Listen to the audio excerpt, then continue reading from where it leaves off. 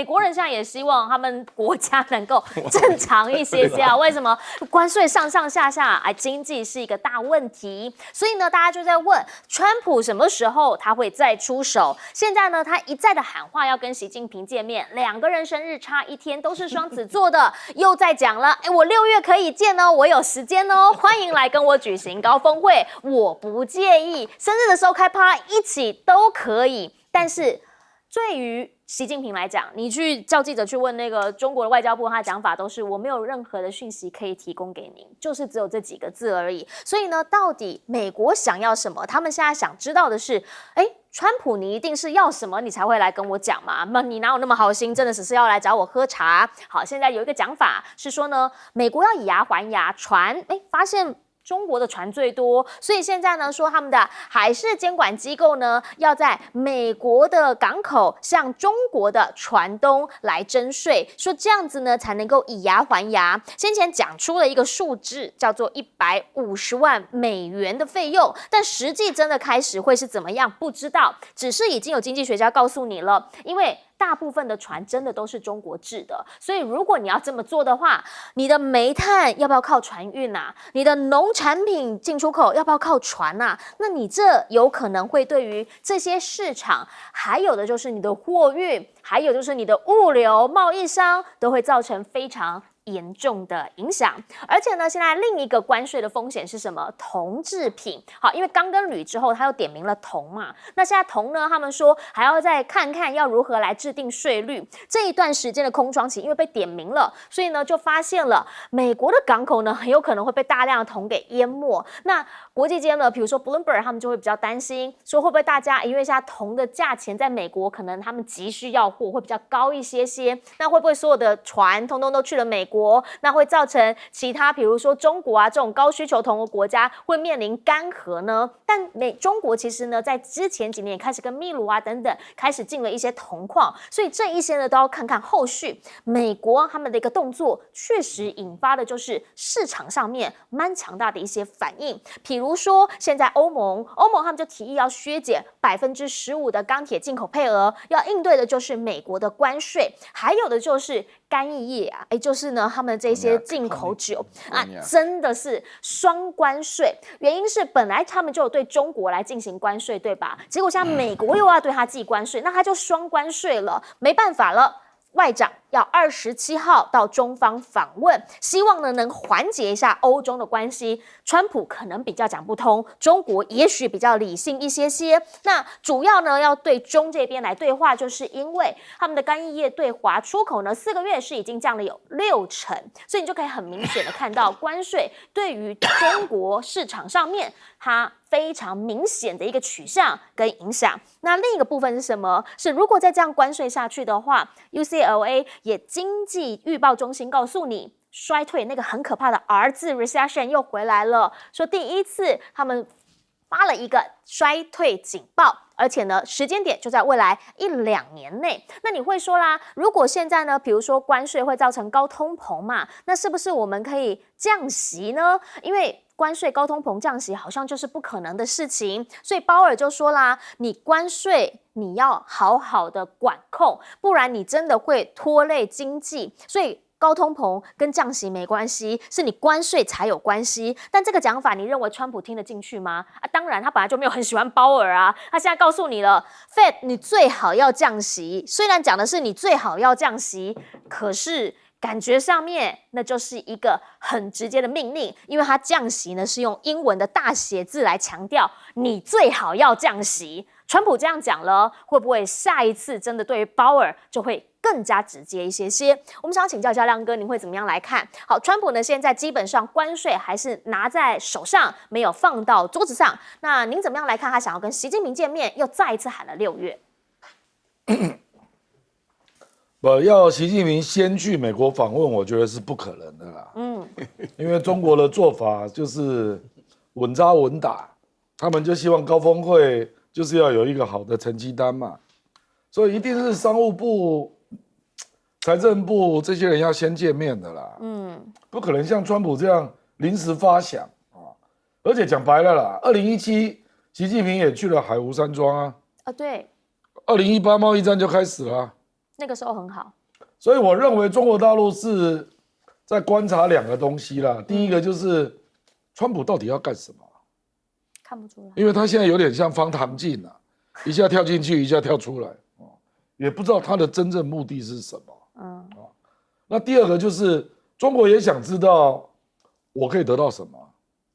因为川普要什么大概很清楚了。第一个就是俄乌战争，那中国要协助嘛。那第二个就是川普希望美中签一个新的经贸协定啊，我觉得这个应该是蛮清楚的。因为他已经发现他加了2次10%，中国还是不理他。对。那这样他就没有从中国那边得到明显的好处啊。比如说他希望你买粮食啊，希望你买能源啊，那中国怎么可能同意？现在那个天然气还被加15%的税，就中国反制啊。所以我觉得川普的目的是蛮清楚的，是。然后他有时间的压力，因为俄乌战争一定要赶快结束，那这样国际油价才有机会降下来包括沙特阿拉伯大家进来谈判嘛，那这样才能够降低美国通膨的压力，是。那这样他才能够叫联准会降息啊，对，所以这几个都是联动的，所以俄乌战争无论如何要结束啊，那现在你不觉得他有点对普京使不上力吗？对呀，就俄罗斯就觉得我在上风啊，我为什么要让？所以他就想拉几个大，就中国大陆对俄罗斯还讲得上话嘛，那你这样就是有求于我咯。那中国大陆当然会觉得说，那你要不要帮我什么事啊？问题在这里了，那中国大陆有可能会说，你要来签新的经贸协议，那你半导体制裁你要取消啊。中国大陆一定会对科技制裁做要求的啦，不然怎么签经贸协议？那第二个，你要叫我在地缘政治帮俄罗斯的忙嘛，俄乌战争，那你台湾要不要处理一下？会不会导向这样？我不知道。不过如果真的是这样，那就赖清德的噩梦了。可是我觉得现在目前的局就是这样。就是川普很急了，所以他就放卢比奥出来反中嘛。所以赖清德最近手舞足蹈嘛，就觉得美国国务院是挺我的啊。可是美国国务院不等于白宫啊，问题在这里啊。所以未来还是会有一些变数啊。那其他的我觉得还是要看啊，不然这个贸易战的逻辑我现在还是看不懂。都是一下我搞你，你再搞我，一下我搞你，或者一下我延缓，就这样。目前看不到整个结构是什么，还看不到。对等关税要等到4月2号。对，等到4月2号，而且这过程当中可能还会有变数。虽然他说大家都一样，那就是有的时候每日的变化都会跟你看到的那个新闻媒体的时间会不同，你要一直跟它更新。所以请教盛峰委员，您会看出什么样的端倪？我们这样来看看第一个呢，美国呢是金融经济的重镇，对，那金融经济所展现出来的无非就是股市啊、债市啊这些金融市场的表现嘛。那你从川普上台之后呢，这一个整个的股市的表现看起来好像不太妙，因为它是最敏感的反映市场的一个条件嘛。不管你对他怎么讲法，升的时候你可以说有各种不同的利多因素给他，可是当降的时候，那为什么会降？因为大家就感受到整个的环境是变了。第二个呢，就是说，川普的整个的对外的政策到底是什么？我们中国人有一句话说“当断则断，不断自乱”宁愿做错的决定，而最怕的是不做决定因为做错的决定还可以再回头，知道我错在哪里。但是当我不做决定，在那边摇来晃去、摆来摆去的时候你的对手不知道怎么对付你。你的朋友不知道怎么跟着你，然后呢，你的内部的人也不知道怎么跟上你的步伐。那你想想看，这会变成个什么样的情况呢？反反复复真的比错误的决定还更可怕。所以你可以看到关税，现在丢出了一个叫15个最肮脏的国家。我今天去找了大半天，台湾也在想说，我是不是里面的一个？假如台湾也被界定作为最肮脏的国家，那很丢脸呢。为什么？这台积电才送给人家，那dirty， 哇靠！这个我想了，我都红大了，是吧？然后他现在对抗的是谁？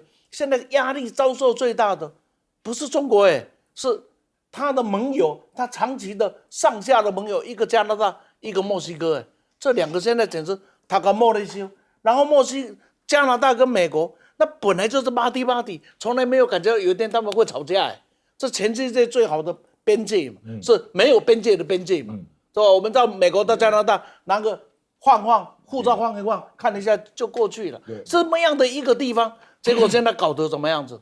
搞得会是真的是仇人相似啊！这谁做成？因为我搞不懂你的政治是什么嘛。那再过来呢，再来看一看，他现在处理到现在为止，还有一种很奇特的想法，比如说我呢去处罚载具，就是说有一天我去找到了毒枭，结果发现都用Toyota的车子，有没有？那我就处罚Toyota。你说这个通吗？就是我的跟你贸易有逆差啊，原因都是用中国的船，所以我处罚有中国制造的船进我的港口。这个好像全世界好像他从贸易战改成海运战，那个什么战我已经不会说了，我不会说，我来，对不对？你真的吗？那么你现在看，就好像抓到毒枭，然后他用哪一个车牌车子都用，那所以呢，我们就来惩罚那个车厂，那个车厂说，哇，我告诉你，我的车子好也不行，我卖不出去也不行，我的船便宜卖出去也不行，那到底什么叫行？所以呢，再加上他现在呢，那个马斯克的那个效率部现在也搞得也快，好像乱，整个好像王安石的那个变化一样散掉了，散掉。那这个想一想，这个美国会变成什么样子？不过有一点，我必须这样说，川普每天活在很快乐的环境里，因为他天天是世界的头版，这个是他最高兴的事。是，来请教一下袁老师。我真的没有想到争论节目变成综艺节目这个川普本身他目前为止所作所为是我先强调一个，他这个只要是中国制造的船就要收150，然后如果是中国自己开中国制造的船的话，就再加100，对，就是250了这个我跟你讲，没有听过，这个不叫关税了，这个就叫做强取豪夺了我跟你讲，请大家注意一下这个消息是说对美国自己不好，对美国的煤炭农产品不好，是自由时报登的。哇，我的大新闻了！我今天看我特别注意都自由时报我好久，我大概从10年来就没有登过这种对美国不好、对中国好的消息。为什么这种消息？我告诉大家，因为我们这个李委员在讲到这个川普，我讲川普有2大个性都是跟我们哲学相关的。第一个自恋狂，自恋狂这个对认同，觉得自己特别帅另外的话，他没有同理心他完全没感觉。像这个没有同理心到什么程度？大家可以看到他那个魏哲家在讲的，一直说他累卷什么讲讲1000亿，过不到2天加1000亿，我开玩笑，就是我听到亮哥讲说，台积电好像总共资产就2000亿全没了，贵挖爬地对不对这个所以说我跟你讲这里面其实你刚刚还是高估了川普。川普他的自恋狂，再加上他的没有同理心他遇到俄罗斯的普丁，他真的是踢到大铁板的。昨天通了电话他是。第一个，普丁故意羞辱他，慢了1个钟头。我跟你讲，川普是不吃气的人。美国人只有金牌，美国人只有金牌没有银牌，但是他忍耐了1个钟头。然后呢，他做了第2件事情的话，就是说，普丁就是嘴巴说好，没问题没问题我们绝对不炸什么能源设施什么的。其他的话呢，我跟你讲，现在已经加了1个州了，苏美州他也要了占的土地我不会退。什么叫苏美就是说你原来库尔斯克不就打下去吗？本来是苏甲苏要跨进去归苏美，他现在已经跨进去。苏美是乌克兰的，对苏美是乌克兰的，但是加了1州本来是5州本来是顿巴斯地区，再加上什么这么2个省再加上克里米亚，现在又来越拖越大。然后川普现在的话，基本上他现在发觉这个人。说句良心话，他没啥脑筋他现在发觉说因为我们在外交谈判当中绝对不可以把底盘伸出去他现在讲说我4月份要见，6月份要开生日 party 什么的，人家根本理都不理他想到中国去，现在想死，解决不了问题。好，其实呢，他手上最想要解决的是什么？真的就是俄乌问题了。但是问题呢是在前线。俄罗斯打得很顺呐，所以呢，当乌克兰告诉你他要转进的时候，转进的也不是太顺利，因为呢，他本来在苏甲这边，那被攻入了之后呢，他要转进就一条公路，你看看这一条公路，无人机开始轰炸，无情的攻击。那这个呢是俄罗斯无人机袭击的第一视角，说这条公路呢，国际间现在认为它已经快要变成死亡公路了，因为呢，当你要后撤的时候，根本就会被无人机给锁定，逃不出去。那现在呢，普京其实也已经说了更多的条件，俄罗斯媒体直接讲了，他希望承认5个地方的地主权。什么意思？什么这个5个地方主权的，包括说已经公投的乌克兰东部、南部占领的卢甘斯克啊，或者是顿内茨克州，还有呢赫尔松、扎波罗热、克里米亚先前拿下的，现在公你国际间你要承认下来，而且呢，你要确保这些东西我已经到手的，不需要来归还。那我们再来谈。那目前呢，美俄之间是23号要在沙烏地阿拉伯这边进行谈判，但是呢，美乌应该会先对话，说呢也是会在沙烏地阿拉伯会面。那泽伦斯基只能说，我相信啊，会跟川普啊，会跟美国一起在你的领导之下实现持久的和平。可是问题是，这个和平到底是不是你得同意人家的条件，人家才愿意跟你和平啊？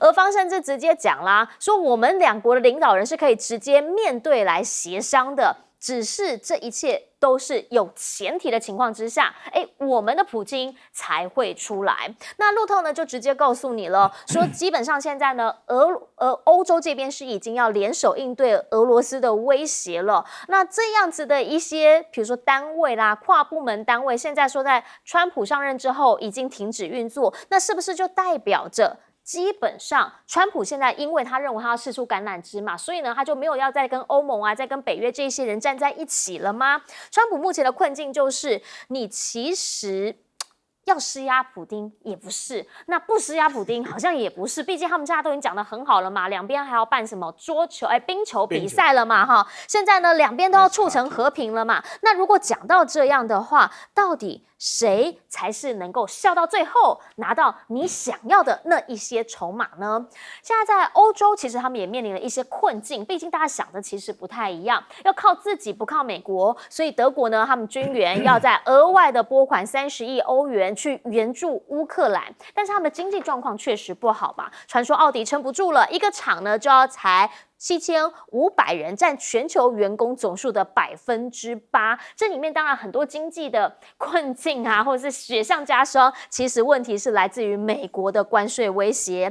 法国呢，现在除了说要跟他们讨论我核保护伞，你们要不要一起来帮忙我来保护你们新的一个核保护之外，他们现在呢，甚至还说要向全民发送求生手册，里面就涵盖了除了天灾之外，还有战争。大家就在讲，这是不是表示其实那个线会一直往前推进呢？不过最懵的、最觉得大安 A 的可能是英国，因为呢，英国他现在看到欧盟会有1500亿欧元的军备基金，想说，我也算是武器外销大国，应该会来买吧？没有，不好意思，英国、美国通通都被排除在外。换句话说，欧盟、英国已经脱欧了嘛？欧盟内部国家才有可能会用到这1500亿欧元的军备基金，要买通通买自家货，要赚自己来，没有要跟别人分一杯羹。所以回过头就想要请教一下亮哥，你会怎么样来看？好，毕竟现在在俄乌战的这一块，美国已经说要跟俄罗斯谈了，那乌克兰的转进后退，其实真的有点惨。因为俄罗斯它占战争的上风嘛，所以我当初我就觉得卢比奥在沙烏地阿拉伯跟乌克兰的谈判，卢比奥轻率答应了乌克兰的条件，真的是很奇怪了。因为乌克兰他提那样的要求是合理的因为他是弱方嘛，我希望停30天，对，那也让我补元气，那让欧洲的整合有点时间，所以这个是对乌克兰有利的，你美国怎么会同意呢？你美国同意了，那你怎么去跟俄罗斯谈呢？因为美国被俄罗斯期待的角色是你是第三方啊，所以你应该要拿出乌克兰的方案来跟我谈啊。对，乌克兰没有方案乌克兰只有停火他也没有说对被占领土地要怎么处理，也没有说要不要参加北约，都没有。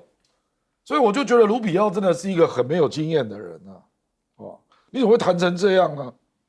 那可是普京，我觉得普京就是老狐狸，普京就知道他需要美国，对，所以无论如何要稳住美国，不要让美国觉得他对这个谈判结果反对哦，所以他就说，原则上我当然主张和平可是呢，我不希望变成明斯克3.0打打谈谈，我要永久和平协议。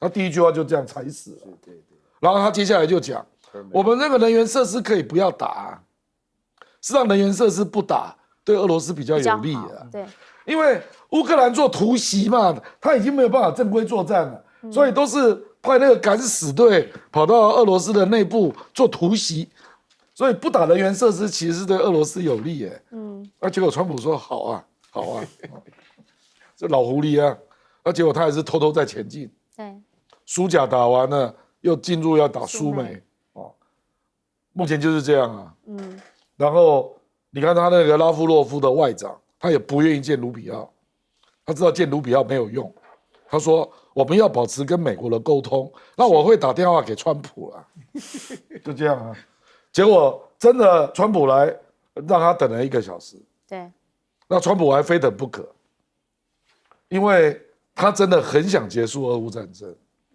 不然川普哪有人在等1个小时的？拜托，这是谁呀？所以我跟你讲我真的觉得全世界能够搞川普的，大概只有普京了，这种老狐狸啊。可是我是觉得这样啦，就是这个谈判到最后终究还是要有方案是你如果没有乌克兰的底牌，那俄罗斯怎么可能把他的底牌给你告诉你？他现在一定都讲他最理想的版本，当然所以就变成5个邦我都要，你都要承认那不能参加北约那乌克兰要非军事化。那欧洲的军队不能进来，都讲这个啊。那讲这个，乌克兰都不回答然后现在我觉得俄罗斯是有点故意的，他要让美国觉得是乌克兰不想谈。因为他没有方案。俄罗斯是有方案的，虽然他那个方案人家不会接受，对，可是他有提他的方案。那你要有你的方案才能来谈嘛。可是我觉得乌克兰碰到一个大问题。没有人愿意提方案，因为你提了就是卖国贼，所以怎么办呢？所以你美国代提吧，不然就你欧洲代提吧。我觉得现在有点卡到了这个我觉得这有点像蒋介石啊，蒋介石就不要提方案你李宗仁去提他就跑了我觉得乌克兰现在有点类似这样，这个很麻烦的就是没有人愿意当那个让步的谈判者嘛，就是这样。好，可是泽伦斯基他也说啦，任何方案只要不是由我本人去谈的我都不承认对不对？那个也没有用对，所以这个大家雅尔达会议弄完了，大家被逼着接受。好，这就是大国讲了之后，那你能怎么样呢？我们先进广告，等等回来继续来说。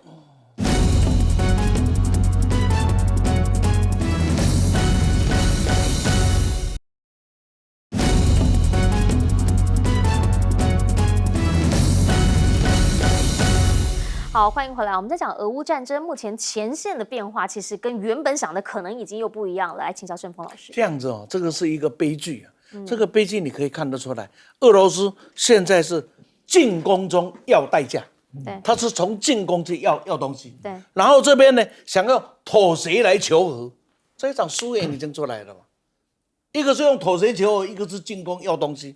输赢已经出来了，你看这个短短的几件发生的事情，你可以看得出来。梅德韦茨基讲什么话？说这一个餐桌里面只有美国跟俄罗斯嘛，那么这个法国是春鸡嘛，对吧？那个英国是薯条跟那个炸鱼嘛，是吧？那这个基辅呢？基辅是肉饼嘛，猪排，肉饼，这个被讲成这个样子，可听吗？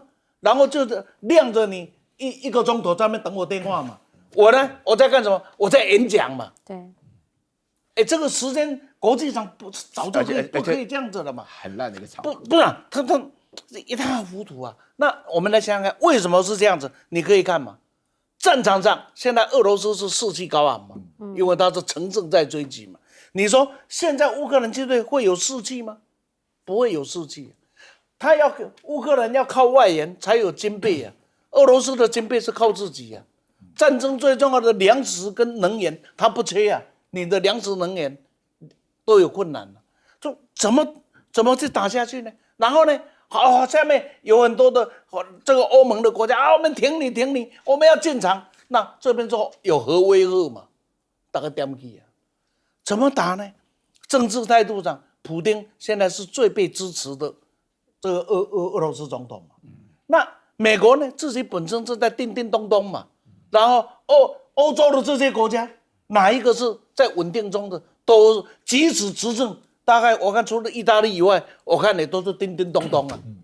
那乌克兰更不用讲，是风雨中的这孤儿都，所以怎么搞下去呢？对吧？这澳元来，我们讲资源好了。今天俄罗斯再怎么大的压力，它有能源，它有粮食，它所被希望制裁的东西。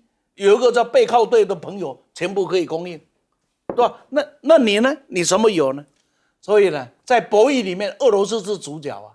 更可怕的是，你乌克兰跟欧洲是配角，都谈了大半天，美国跟俄罗斯谈，理都不理。然后乌克兰在旁边挂嘞，你蛋哪里嘞？这种命运，你不觉得有一天不小心，台湾也会走上这样的命运吗？我们真的不忍心看到。他把自己责任心把自己逼到墙角，逼到悬崖边了。你不觉得台湾现在也慢慢正在把自己逼到悬崖边吗？我们先进广告，等等回来要请苑老师帮我们总结。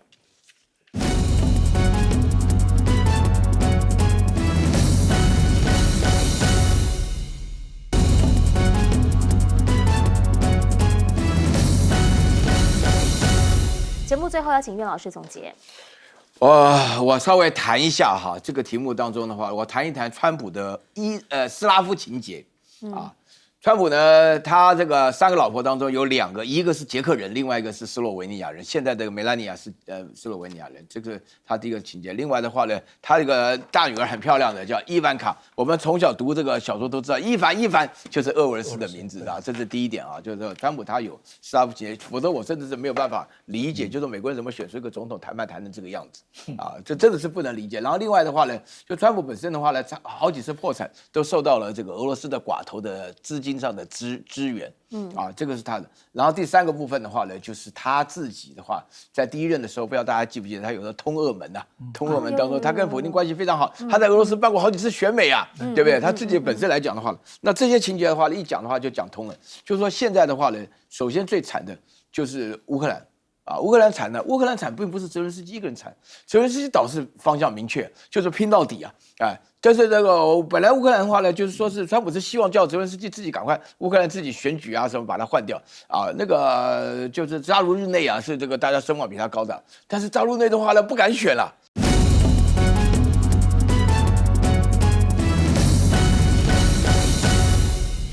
大家午安，我是陈燕莹，欢迎来到新闻大白话。接下来这1小时，国内外大小事要用您听懂的话说给您听。现在介绍这1小时来宾，首先要介绍的是耶鲁政治学博士郭正亮，大家平安，还有前立委李胜峰，主持人好，大家好，以及台大哲学系教授苑举正老师。燕莹好，各位观众朋友大家好。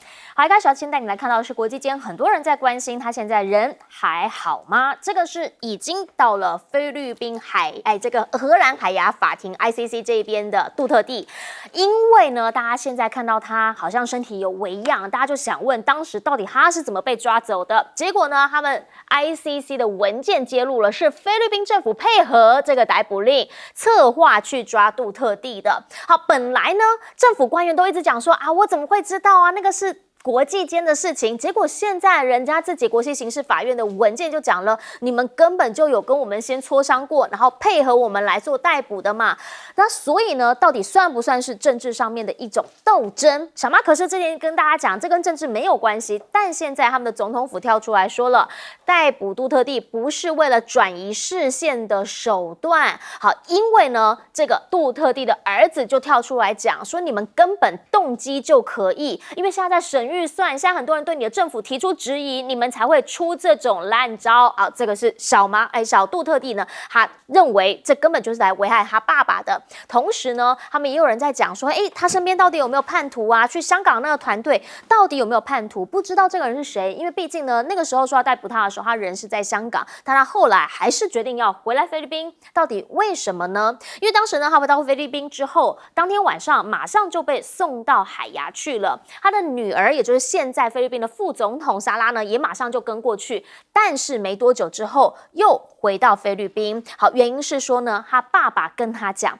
你弄邓起啦！你们在这边要做什么？你们在这边呢没有用，你们要赶快回家去，不要再来这里了。除非你想要变成像我这样。好，为什么他会这样子赶女儿呢？第一，如果真的是跟政治意图有关系的话，那你现在是我们家重要的支柱，你副总统啊，你要必须展开一连串的行动啊。另一件事情就是，你因为我的关系跑来海牙这边，那人家会讲说，你当一个副总统，为什么？因为爸爸一有事就离开，你的责任心在哪里？再要来到是怕说他在海牙被人家盯上啦。另外就是说呢，因为这一次指控他是那个时候扫毒等等的问题嘛，所以呢，那个时候他接了爸爸的棒，当了达沃市长之后，那会不会最后账也算到你身上？反正呢，其实做爸爸的就是为了要维护自己的儿女，以及维护整个家族的政治利益。那目前呢，基本上在莎拉本身，她其实也面临了弹劾，原因是因为呢，有人指控她说呢，她的办公室有秘密资金，然后呢，这里面有没有问题？那当然，这一些的讲法，莎拉的讲法都是说呢，他们是有合法的。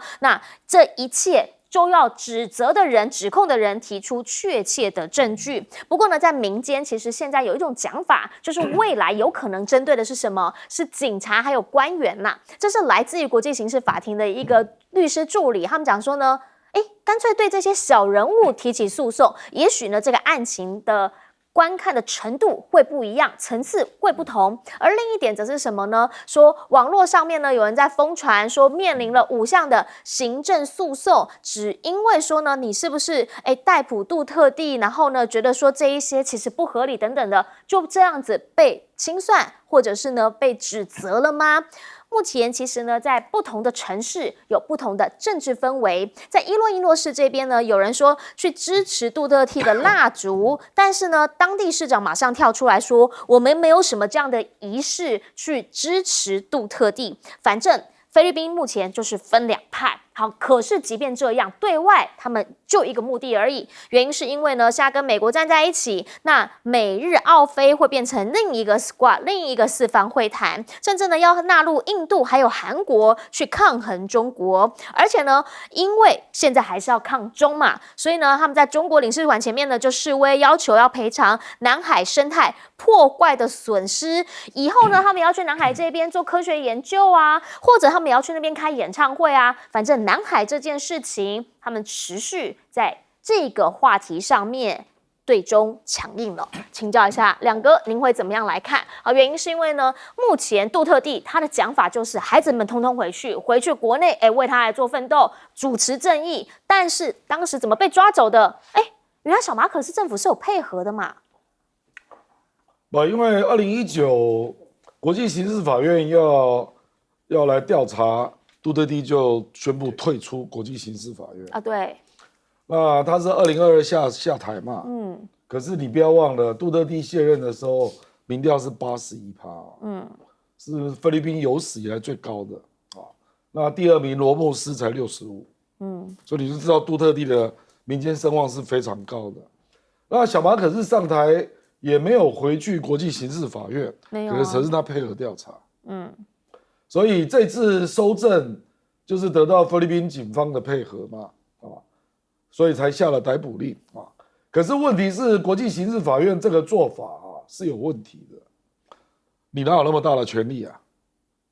通常刑事法院我去查了他的资料，他的2次的重大判决，一次是针对刚果内战，然后一次是针对那个波斯尼亚，遭到塞尔维亚的屠杀嘛，所以基本上都是。当事国的司法无法运作，他才会介入啊。菲律宾完全正常啊。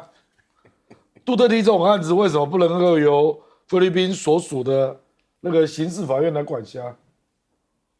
所以中国大陆就表了这个态啊，就是应该这个叫补充性的管辖原则。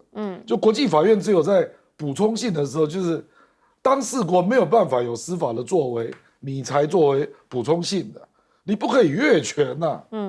所以我认为国际刑事法院大概9月23号他要做一个判决啦。对，我认为他会自己下车，就无罪释放，他没有这个权利的。我跟你讲，但这中间会发生很多事那情在菲律我跟你讲，宾国内啊。那就是杜特地他的政治谋略成功，因为菲律宾5月12号要选举，其中选举那众议员全部都要改选啊，参议员12个，那还有地方选举，总共有8000多人啊。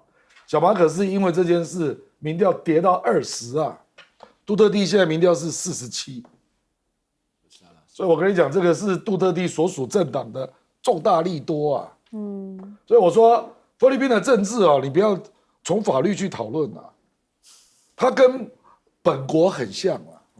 充满了政治的阴谋啊！对，没错。你不要用法律去讨论，不是的。那王立强结果也没有啊。那韩国瑜就倒大霉啊？有追究吗？没有。我跟你讲，菲律宾跟是向心夫妇，菲律宾跟台湾真的很多这种事情啊，就是充满政治那边算计啊。你要这样搞我，我就故意接受逮捕，我看你敢判不判？那因为杜特地的名望还是很高啊，尤其达沃市，达沃市在沙拉之后又是他弟弟接。对，现在就刚刚讲那个，在他们家族下面治理20年了，已经20年了，所以那个南部的一上街哈。就跟我们台湾一样啊，南部的都热情如火，一堆人上街啊，所以我认为这个小马可能是偷鸡不着蚀把米啦。你这个想的太天真了啦。我跟你讲，这个光是2个点哦，小马可就很累。第一个就是你为什么要牺牲自己的主权？你为什么不在菲律宾审判？这说不过去。第二点，那个杜特地的小儿子也很厉害啊，他说。当年我爸爸对你特赦了你的爸爸，那结果你现在来清算我爸爸，我这样讲有点拗口啊。但他直接骂他忘恩负义，对，就是这样，这个菲律宾人听得下去啊。就老马可是当初杜特地是就让你回来啊，你现在要来清算我，这菲律宾很多也是传统的，就南部人哦，我们南部人不能接受啊。你知道吧？所以他这2点真的小马可是都受伤啊。第一个是主权派的，说我们菲律宾为什么要屈服在国际刑事法院下面？我们又不是国家大乱，又不是有内战，你这说不过去了，没错。然后第二个就是你这个恩将仇报啊，我对你爸爸是这样，那你现在对我爸爸这样，所以我觉得这个选举，杜特地真的比那个小马可是要精明的多了。这个会变成沙拉杜特地的大利多，因为这个国会选举完，虽然说总统选举是2028，可是这个就是一个很大的推力，你知道吧？所以我觉得小马可是真的，反正就倒大霉了，就这样了。但因为沙拉杜特地他本身现在也面临一个弹劾案嘛，那这个弹劾案当然会跟未来国会组成的分子也会有关系，所以其中选举某些人认为对于沙拉来讲也是蛮重要的，也有可能就是老杜特地，就是现在在海牙这位杜特地前总统，他因为这样而这样做，来请教一下委员怎么看？这样子这个我们来看这一次的逮捕，菲律宾的荒腔走板到极点。首先菲律宾它不是这一个罗马公约的签约国了，所以从某一个角度来看，你的国际刑警国际刑事法庭是没有办法给予菲律宾的。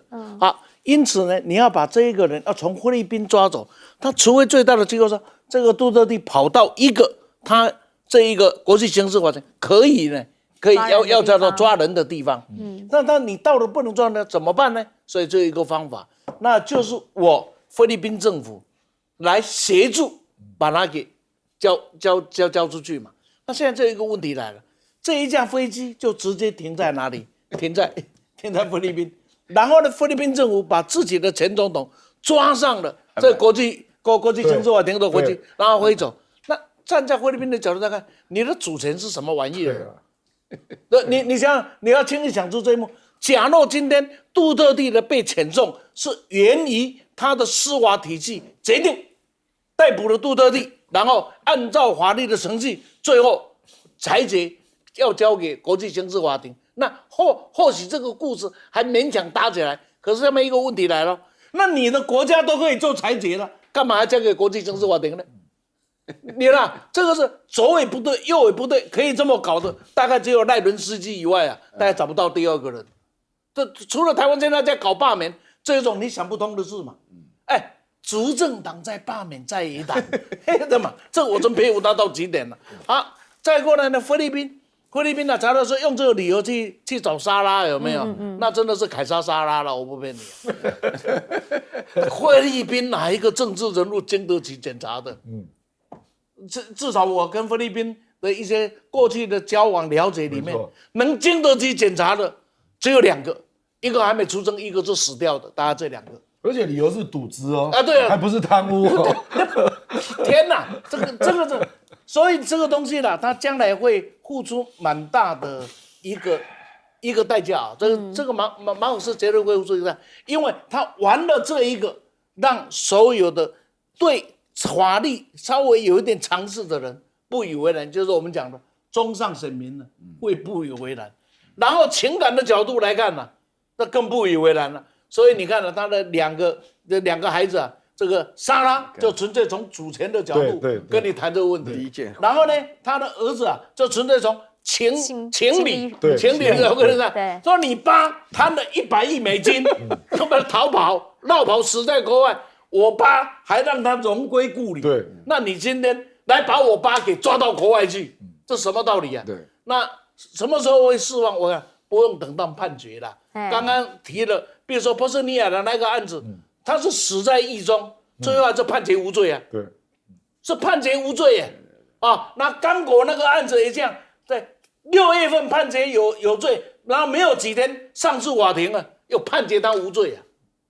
这也就是说，充满了戏剧啊，你看不出那个所谓的国际刑事法庭的那种权威性、独特性啊。所以我认为最有可能的方式，现在呢，搞不好正在磋商中。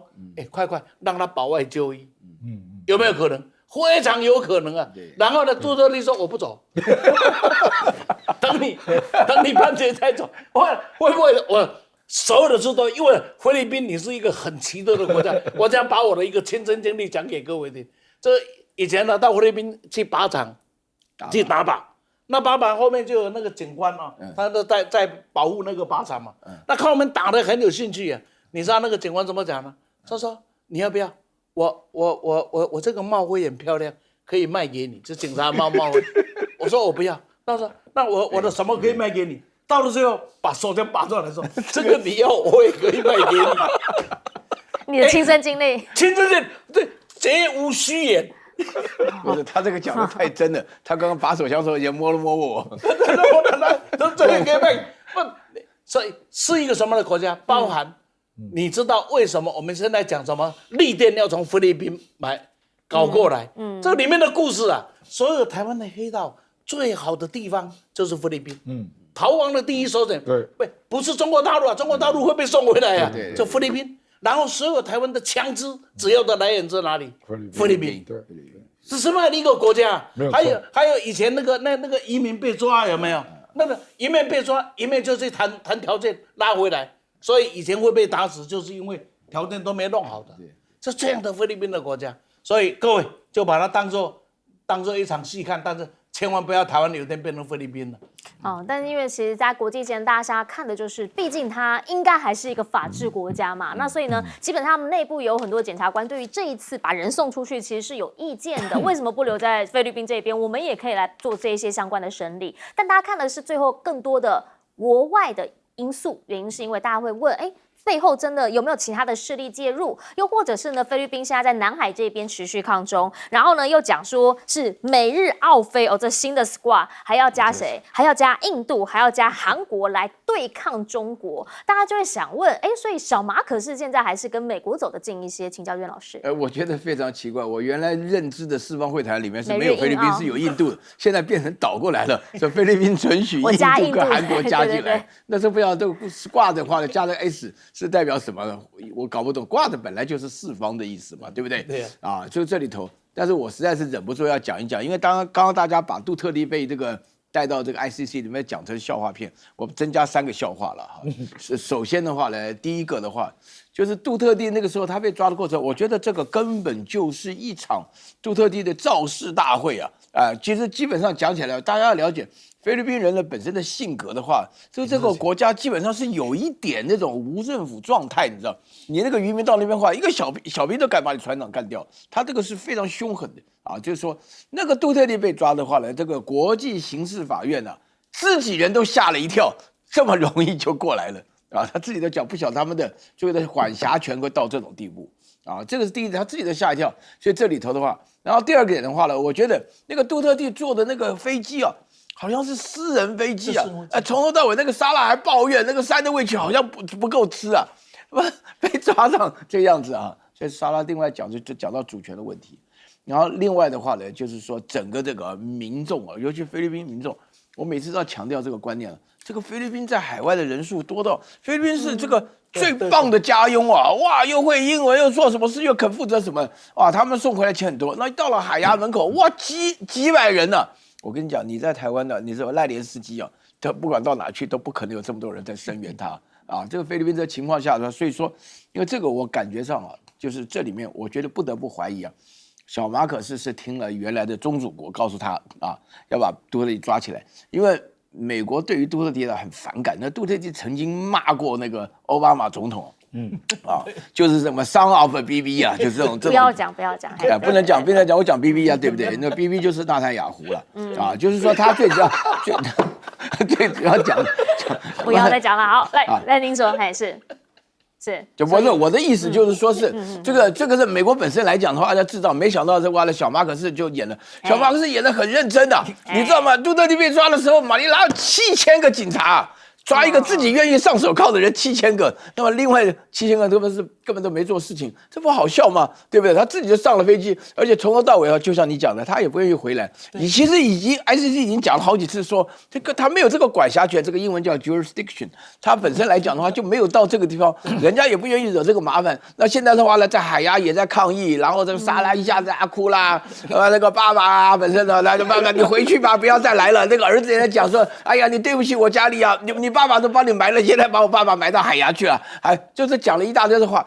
我跟你讲，这些话我们听起来觉得匪夷所思啊，就是在菲律宾人，我的朋友菲律宾人，他们菲律宾人非常非常喜欢聚会 party， 然后讲到任何事情的话呢，动不动就是讲到非常 emotional， 大家抱在一起哭成一团啊，海报啊什么的一大堆。好了，你根本都搞不清楚。现在整个问题就是说，那小马可斯的声望还好，菲律宾是一任6年啊，干完就算了，对，所以他也没有什么太大影响。还到28年呢，这28年，但是我跟你讲，其中选举啊，那个基本上那个沙拉哈，我跟你讲，整个事情的原因就是因为沙拉在那个2个月前就突然冒出来一句话，讲说啊，如果我要是死的话，我已经按好杀手，把那个马克思家里全部干掉。那一阵子新闻是很惊人。我最后要讲，我觉得讲到菲律宾事情啊，好像在帮人家数家谱一样。就是2个家人家关系我这是在想，奇怪，阿基诺家族怎么没出来？好像搞来搞去就这几个家族没了。因为原因是什么？他现在的总统跟副总统的结合，当时就是一个家族政治嘛，所以就是说总统给你选，然后我女儿选副总统，就是这样讲好了。那现在之前讲的不算数，所以呢？所以我跟你讲，就是要把它当成一个菲律宾式的笑话来看待就可以。没有啦，现在看起来比较像那种亲情伦理剧哈，但是接下来会怎么样的发展？我跟你讲，菲律宾是有可能把它拍成电影的啦。大家还是希望说呢，他们可以就是回归正常，毕竟呢，这正常对于国家是比较好嘛。